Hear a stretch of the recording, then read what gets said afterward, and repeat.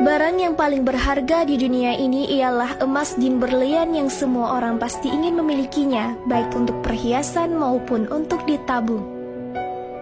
Seperti kisahnya 400 kg emas hutang Soekarno dengan masyarakat Aceh yang sampai sekarang ini belum dikembalikan. Tidak banyak yang tahu tentang sejarah ini, apalagi masyarakat yang bukan dari Aceh.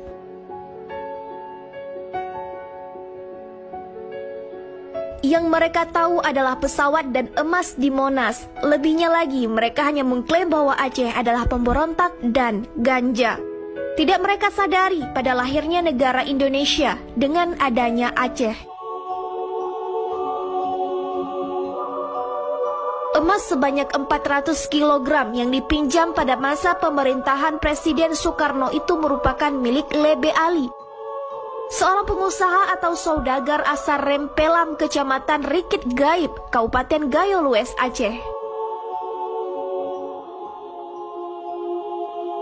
Sebagai bukti pinjaman tersebut, ada dokumen berupa cek yang dikeluarkan oleh Bank Negara Indonesia atau BNI yang juga tertera jumlah nominal pinjamannya. Pinjaman tersebut berupa cek senilai 400 kg emas sesuai dengan bukti cek yang dikeluarkan Bank Negara Indonesia atau BNI tertanggal 30 Juni 1941. Sebagaimana dikutip oleh tim Mu'alim TV dari surat yang kami peroleh dari ahli warisnya. Tak bisa dipungkiri bahwa utang wajib dibayar dengan apapun ceritanya. Seandainya kita mati, ahli waris wajib karena tidak ada jalan lain selain membayar.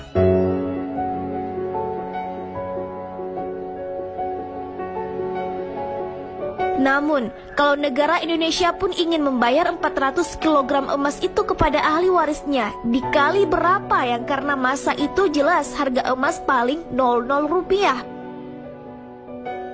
Banding dengan harga sekarang, tentu negara Indonesia akan bangkrut. Itu jelas.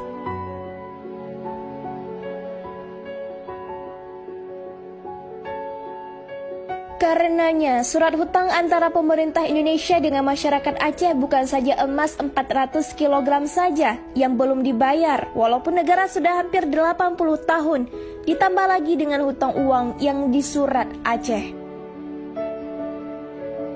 Seperti viralnya Nyak Sandang surat utang piutang itu yang diteken langsung oleh Presiden pertama RI yaitu Soekarno. Sedangkan Soekarno sudah lama meninggal. Bayangkan gimana nasibnya di dalam kubur sana? Yang pasti surat tersebut masih banyak disimpan di kalangan masyarakat Aceh. Ditambah lagi dengan utang negeri yang menumpuk hingga Indonesia menjadi ranking 6 di dunia. Bank Indonesia atau BI mencatat utang luar negeri atau ULN Indonesia pada Agustus 2020 ini meningkat. Tercatat posisinya meningkat menjadi 413,4 miliar dolar AS atau setara dengan 6.076,9 triliun.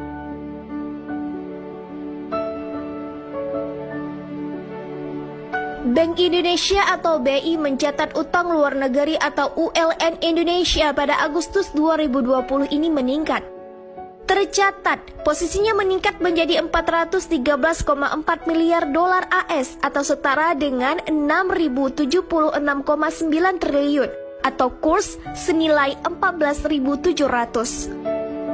ULN terdiri dari ULN sektor publik atau pemerintah dan bank sentral sebesar 203 miliar dolar AS dan ULN sektor swasta termasuk BUMN sebesar 210,4 miliar dolar AS. Direktur Eksekutif Kepala Departemen Komunikasi BI, Oni Wijanarko mengatakan pertumbuhan ULN Indonesia pada Agustus 2020 mencapai 5,7% atau YoY. Lebih tinggi dibandingkan dengan pertumbuhan bulan sebelumnya sebesar 4,2% atau YoY. Coba tim Mu'alim TV bayangkan, jelas dan tepat negara Indonesia bangkrut dengan utang piutang. Jangka untuk membayar utang luar negeri, utang dengan masyarakat Aceh belum tentu mampu dibayarkan. Siapa saja yang berutang lalu berniat tidak mau melunasinya, maka dia akan bertemu Allah pada hari kiamat dalam status sebagai pencuri. Hadis riwayat Ibnu Majah.